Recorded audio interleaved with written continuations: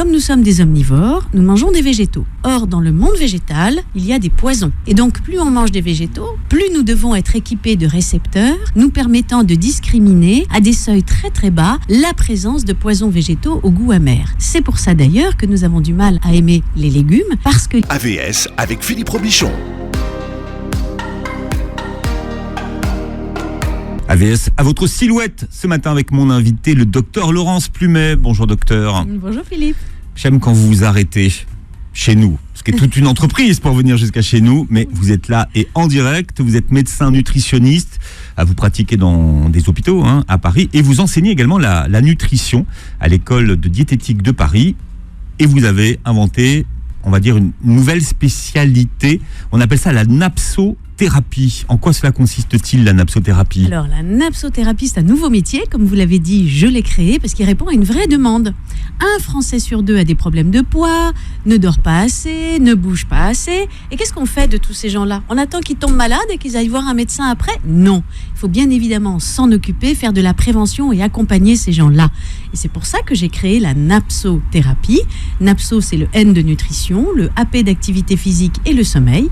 C'est une formation qui s'adresse à des gens qui ne sont pas forcément médecins, donc c'est accessible à tous. Mais qui sont dans le domaine médical ou non, pas ? Pas du tout. Pas du tout, pas forcément. Ce sont des gens qui en aura le bol du métier qu'ils font, qui ont envie de changer, qui ont envie de s'investir dans l'aide à la personne, vous voyez, dans l'accompagnement personnel, qui suivent une formation de 9 mois à distance et qui vont apprendre à auditer, identifier les erreurs de comportement des gens dans le domaine de l'alimentation, de l'activité physique et du sommeil pour leur donner des conseils judicieux, spécifiques, adaptés. Donc pour ça, il faut acquérir une bonne somme de connaissances, il faut avoir de l'empathie, il faut aimer aider les gens, être dans l'écoute et puis savoir les conseiller et les accompagner. Et donc c'est un métier vraiment d'avenir. Il y a déjà d'ailleurs une centaine de napsothérapeutes en France et donc je le répète, c'est une formation accessible à tous et qui est délivrée par mon école EPM Nutrition. Voilà, ceux qui nous écoutent en tout cas sont passionnés par la santé, oui, par la prévention aussi beaucoup. Bien sûr. C'est vraiment un peu notre ADN, oui, l'ADN de l'émission.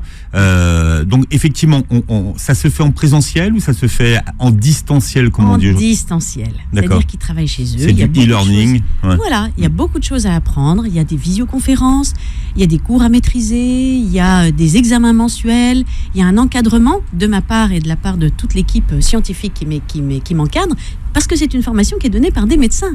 Donc on est sur du solide, de l'académique, du démontré, du scientifique. C'est pas une formation comme on en voit tant partout. Donc c'est un métier. On vous forme pas une demi-heure en naturopathie. Oh non, au moins 360 heures de formation sur 9 mois. D'accord. 4 jours de travail par mois. Et alors ça se passe sous forme de rentrée scolaire ? On peut s'inscrire à n'importe quel moment de l'année ? Alors le prochain départ de promotion sera en septembre. Donc c'est le moment de vous inscrire, voilà, si vous le souhaitez. Et si on veut s'inscrire, comment est-ce qu'on procède ? Alors, on va sur le site d'accueil de EPM Nutrition, grand E, grand P, grand M, ça veut dire enseignement pratique et médical, EPM Nutrition. Et sur la page d'accueil, on a toutes les informations qu'il faut pour découvrir ce métier, les conditions de la formation, le bulletin d'inscription, puis surtout mon numéro de téléphone pour m'appeler parce que j'accepte les élèves, mais au cas par cas. D'accord, bien. On vous mettra tous les descriptifs sous la vidéo d'émission. Ouais. Et il y aura, pardonnez-moi Philippe, bientôt un nouveau site qui est en cours d'élaboration sur ce nouveau métier qui est la napsothérapie.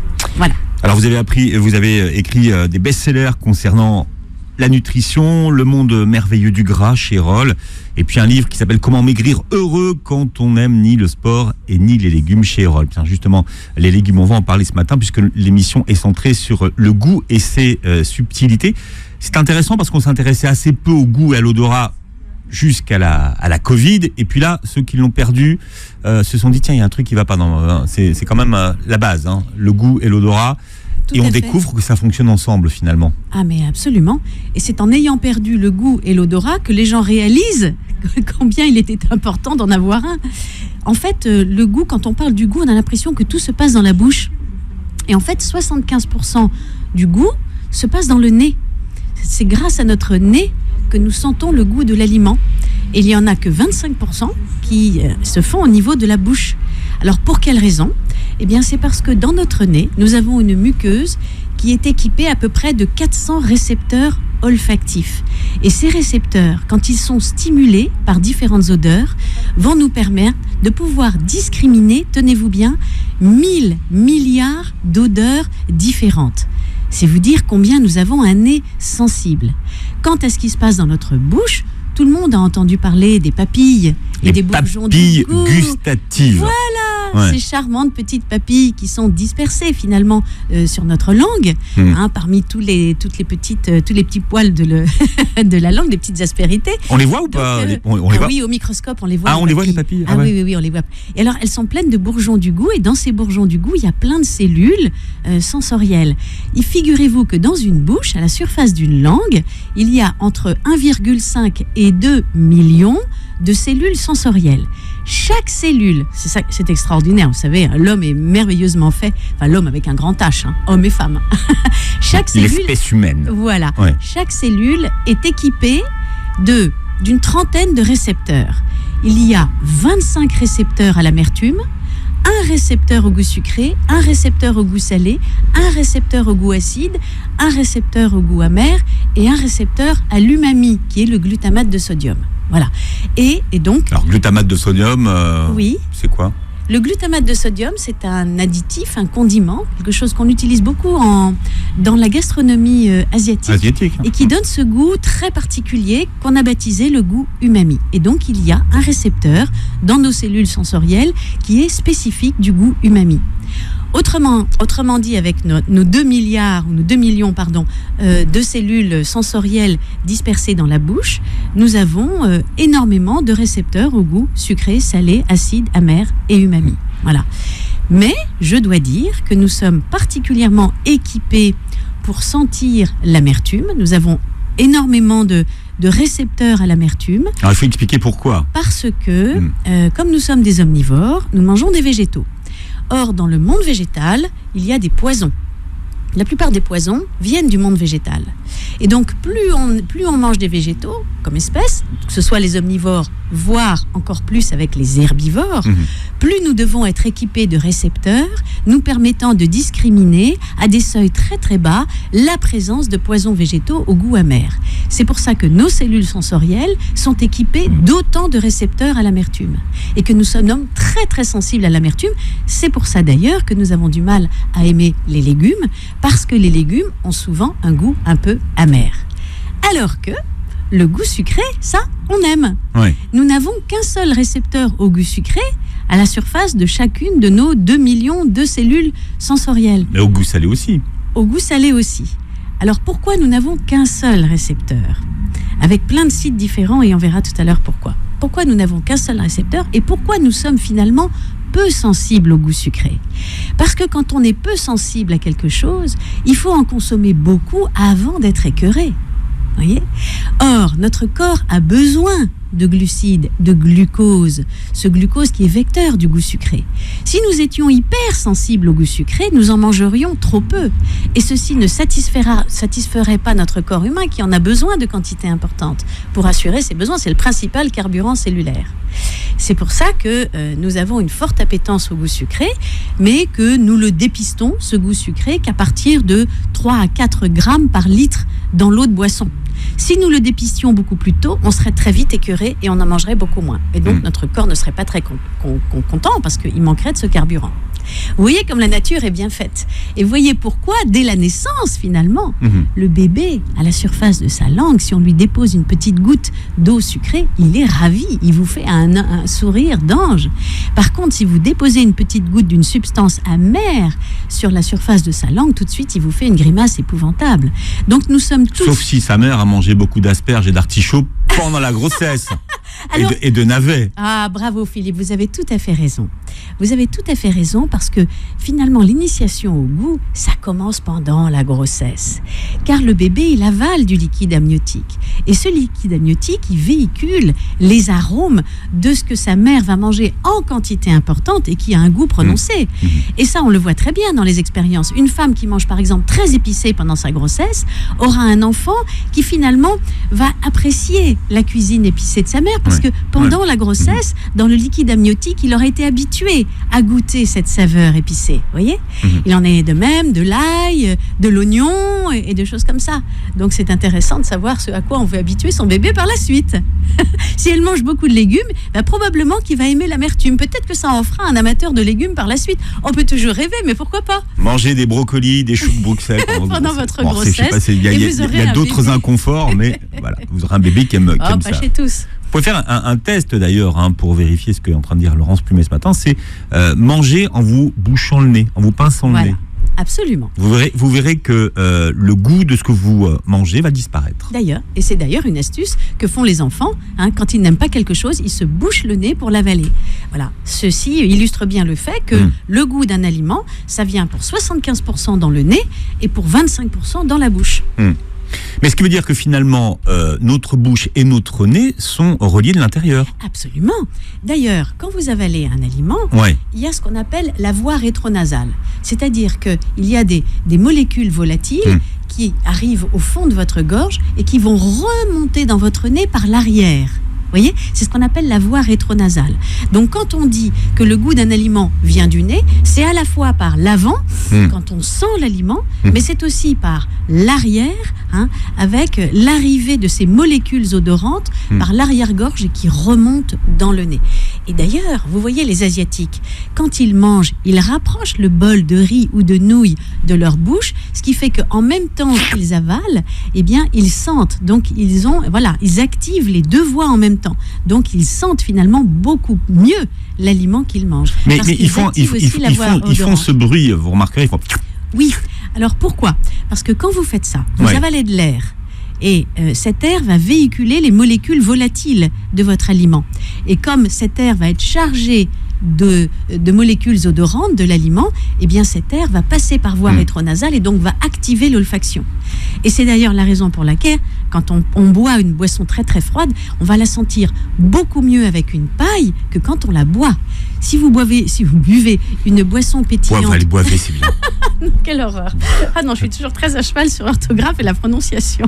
Si vous buvez une boisson pétillante, très sucrée, le fait qu'elle soit glacée, ça anesthésie vos papilles gustatives. Donc vous ne vous rendez absolument pas compte qu'elle contient 20 morceaux de sucre au litre. Ça vous paraît rafraîchissant, mais qu'est-ce que vous avalez comme quantité de sucre?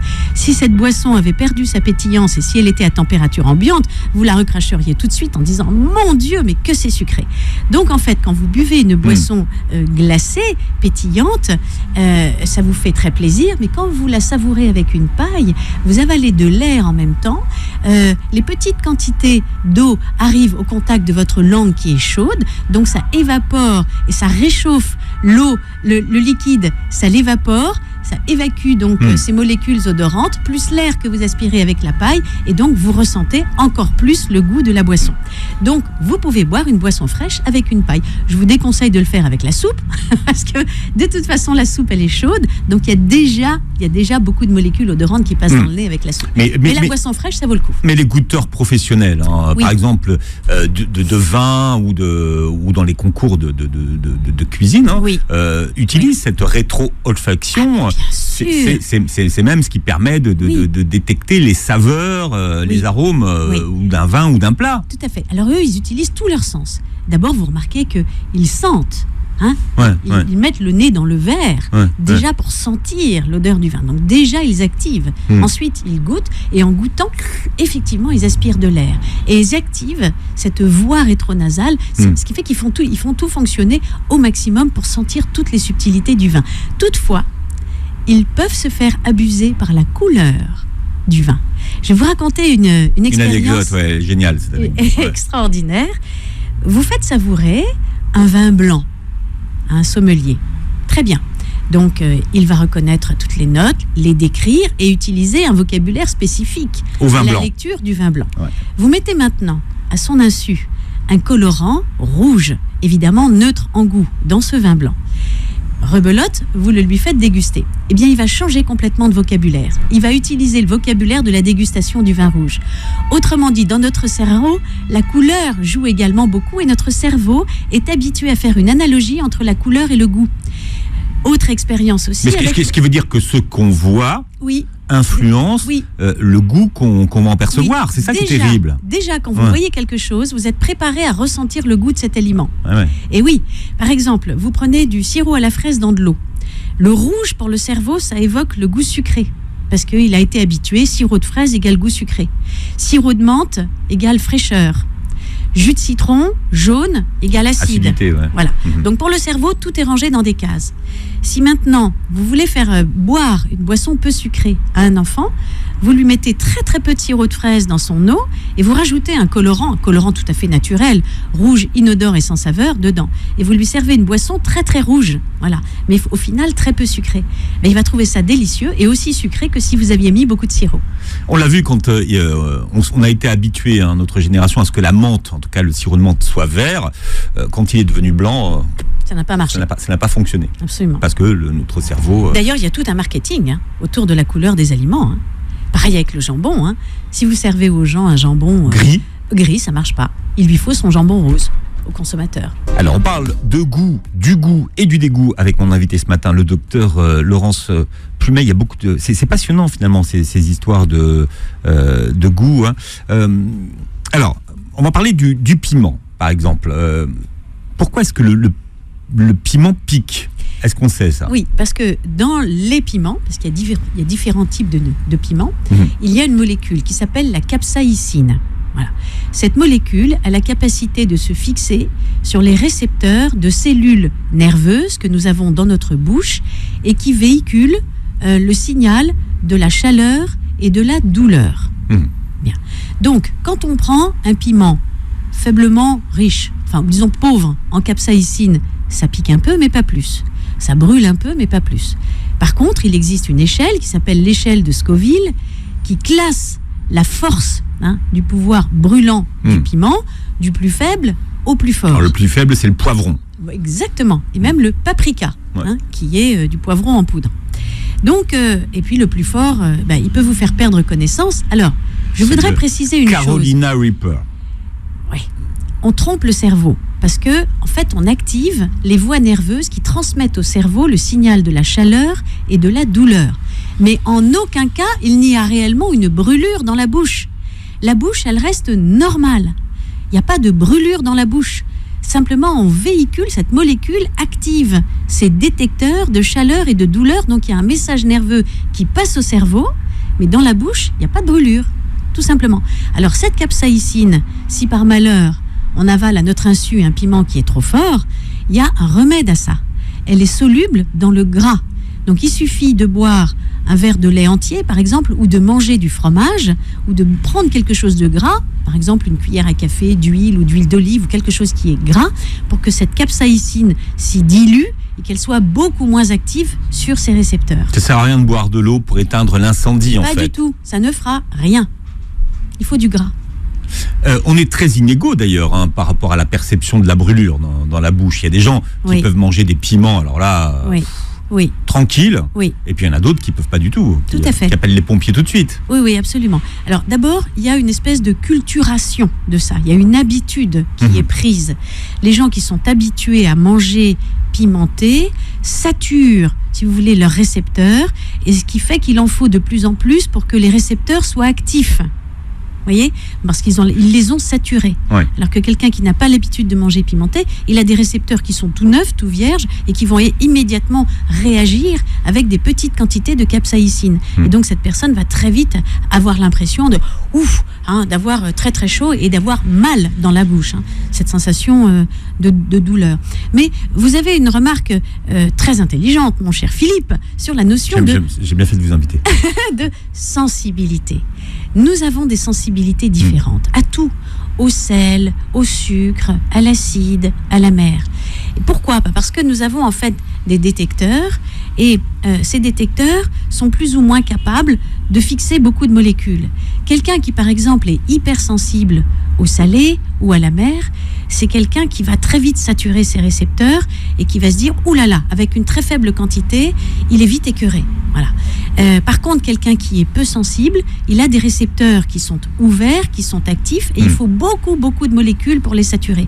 Et la personne devra manger beaucoup de ces éléments avant de se sentir écœuré. Donc, finalement, dans la vie, il vaut mieux être hypersensible à tout. Parce que quand on est hypersensible au goût sucré, on est capable de s'arrêter au bout de 2 bouchées d'un gâteau. Quand on est sensible à la mer ou à l'acide, on s'arrête très vite aussi. Vous voyez, donc on contrôle beaucoup mieux ce que l'on mange quand on est hypersensible. Alors vous allez me dire, quelle est la part de l'inné et de l'acquis ? Alors, bien sûr, vous savez, c'est comme les sportifs. C'est bien parce que je fais les questions en même temps que les réponses. Enfin, si vous appuyez sur un bouton... Donc, pour les sportifs. Voilà, c'est comme pour les sportifs ou les musiciens. À l'origine, on a un capital de cellules. Voilà, il y en a qui ont beaucoup de cellules sensorielles et ça, c'est la génétique. Hein. Et il y en a d'autres qui en ont peu. Bon. Mais après, rien n'est jamais perdu parce que on s'éduque, on peut sensibiliser, augmenter son capital de sensorialité. D'ailleurs, il ne faut pas penser que les sommeliers ou les nés pour le parfum soient des gens, hop, ils sont réveillés un journée, point barre. Pas du tout. Tous les jours, ils travaillent énormément. Ils éduquent leur nez, ils éduquent leur goût. Ils travaillent avec des goûts et des odeurs différentes de façon à affiner. Donc, mon conseil, et ça commence dès la naissance, eh bien, il faut sentir, il faut goûter, il faut manger et sentir des goûts et des odeurs extrêmement différents. Bref. Donc, il faut avoir une alimentation variée de façon à s'initier à des goûts et à des odeurs différentes. Et plus on fait travailler ces récepteurs, plus on les rend sensibles. Voilà. Et les gens qui sont très vite écœurés, autrement dit, d'ailleurs très souvent les enfants qui sont difficiles et qui font l'amour en disant « Ah, j'aime pas », très souvent, ce sont des enfants qui sont hyper réceptifs. Ça en fera plus tard probablement des goûteurs, vous voyez, ou des nez. Et là, les parents ont le réflexe de les forcer, en fait. Oui, alors, à terminer. C'est l'éducation au goût. C'est-à-dire qu'il ne faut jamais enfermer un enfant dans le steak haché, les pâtes, le poulet et les frites. C'est horrible. On est en train d'atrophier, au contraire, tout ce capital sensoriel. Il faut le développer, au contraire. Il faut proposer à l'enfant énormément de légumes différents, de fruits différents, de recettes et de plats variés, travailler avec des épices différentes, de façon à éveiller ce capital de cellules sensorielles. On va revenir à notre piment. Avec le Covid, il y a ceux qui ont perdu le goût et l'odorat. Qu'est-ce qui se passe quand on a perdu ces 2 sens et qu'on ingère un piment très fort ? Alors, on est toujours capable de sentir le goût du piment. Pourquoi ? Parce que ça ne passe pas par les papilles gustatives classiques et ça ne passe pas par le nez non plus. Ça passe par un nerf totalement différent qui est le nerf trijumeau qui est connecté également au cerveau. Donc tout ce qui est, alors on a parlé tout à l'heure du sucré, du salé, de l'acide, de l'amer et de l'umami. Ça, c'est ce qui se passe dans la bouche et dans le nez. Mais tout ce qui est astringence, tout ce qui est pétillance, tout ce qui est épice, tout ce qui est goût métallique, tout ça, ça passe par un autre nerf qui s'appelle le nerf trijumeau, qui est également qui trouve toutes ses racines à l'intérieur de la bouche, mais plutôt au niveau des joues.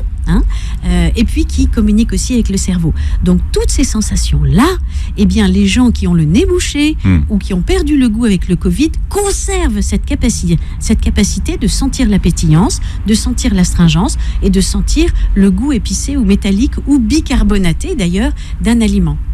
Voilà, parce que ça passe par une voie différente. Et l'ammoniac, d'ailleurs, si quelqu'un vous dit « Ah là là, je suis malade, j'ai attrapé le Covid », l'enfant qui dit ça pour ne pas aller à l'école, très bien mon petit chéri, on fait un test tout simple, on lui fait sentir de l'ammoniac. S'il dit également « Ah non, je sens pas non plus, je suis vraiment malade », c'est qu'il fabule, parce que quand on a le Covid, on continue de sentir l'ammoniac, ça passe par une voie différente.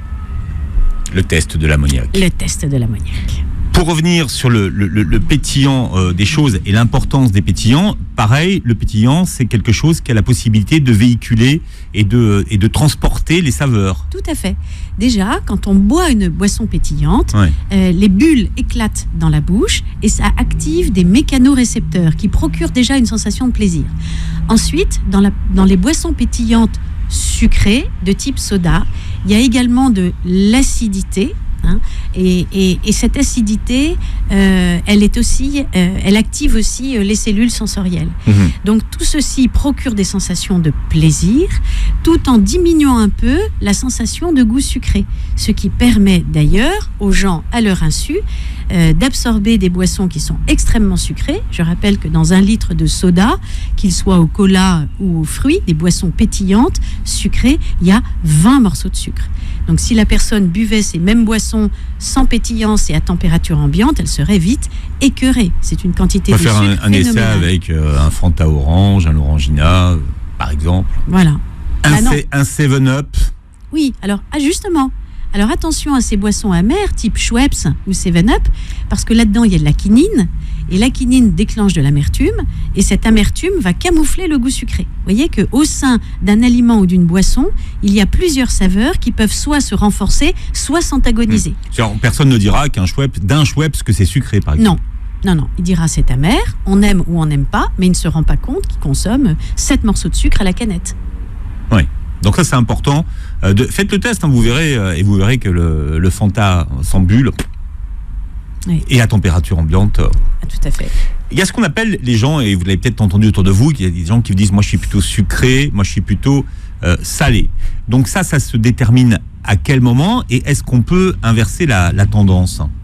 Oui, alors les becs sucrés, par exemple, probablement qu'à l'origine, ils ont des récepteurs particulièrement sensibles dans la bouche. Ça, c'est une partie de génétique. Après, il y a une partie d'éducation. Hein. Des enfants, par exemple, qui ont été habitués pendant leur enfance à boire sucré, à manger sucré, par la suite seront toujours attirés par le goût sucré pour calmer les émotions négatives. Hein. Ça, c'est classique.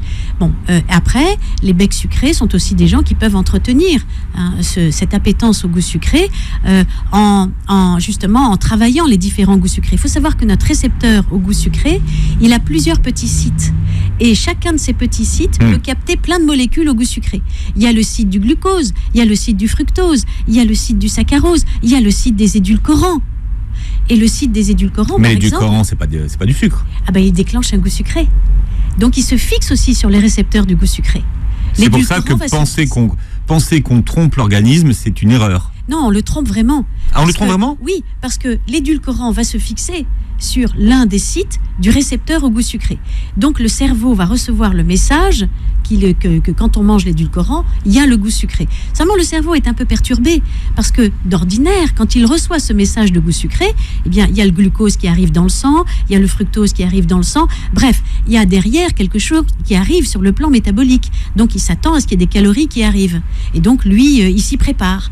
Tandis que là, avec un édulcorant, il reçoit le message du goût sucré puisque l'édulcorant va se fixer sur le même récepteur que le sucre. Hein, et donc, il va activer ce même message. Par contre, le cerveau comprend rien parce que le glucose, il n'arrive pas. Voyez ? Donc, ça peut le perturber. On n'en connaît pas encore les conséquences et l'impact que ça peut avoir sur la santé métabolique, mais c'est la raison pour laquelle les édulcorants, ça peut être utile chez quelqu'un qui veut maigrir et qui est vraiment tellement attiré par le goût sucré que c'est très difficile pour lui ou elle de manger un yaourt nature ou un fromage blanc comme ça sans rien. Donc moi, je leur conseille toujours de mélanger avec des fruits. Comme ça, les fruits apportent le goût sucré et se mélangent au laitage et ça passe bien. Mais parfois, ils ont envie d'avoir un yaourt édulcoré. Quand c'est un édulcorant en petite quantité, il n'y a pas de problème. Par contre, de là à boire des sodas édulcorés à longueur de journée au motif que c'est 0 calories et 0 sucre, certainement non. Avec le docteur Laurence Plumet, qui est notre invité, nous parlons du goût et des dégoûts ce matin. On rappelle à ceux qui prennent l'émission en cours que vous lancez un diplôme de napsothérapeute, Laurence, en septembre. C'est sur 9 mois, la formation. Oui, tout à fait. Donc pour tous ceux qui voudraient se diriger vers cette nouvelle spécialité. Oui, c'est un métier. C'est-à-dire que quand on a bien suivi cette formation, qu'on a bien suivi les cours, qu'on a validé ses examens, tout se fait à distance, eh bien on a son diplôme de napsothérapeute et on peut exercer. On exerce en libéral, on reçoit des gens, c'est de la prévention. Attention, il ne s'agit pas de prendre en charge des gens malades. Il s'agit de prendre en charge des gens qui ne sont pas bien, mais qui n'ont pas de légitimité à aller voir un médecin. Ils sont pas bien, ils dorment pas, ils bougent pas assez, ils mangent pas bien, ils ont quelques kilos à perdre. Mais à qui peuvent-ils s'adresser ? Eh bien, dorénavant, ils vont s'adresser au napsothérapeute. Donc, la personne qui veut suivre cette formation, qu'elle m'appelle, on en discute et je vois si je peux l'intégrer dans mon programme de formation pour en faire un napso ou une napsothérapeute. J'ai beaucoup de femmes d'ailleurs. Bien, merci Laurence Pumet d'être venue à pied jusqu'à chez nous. Vous réécouterez l'émission en podcast sur beurrefm.net et vous verrez cette émission sur la chaîne YouTube. Merci Laurence. Merci infiniment. Et passez une très belle journée santé sur Beurre FM.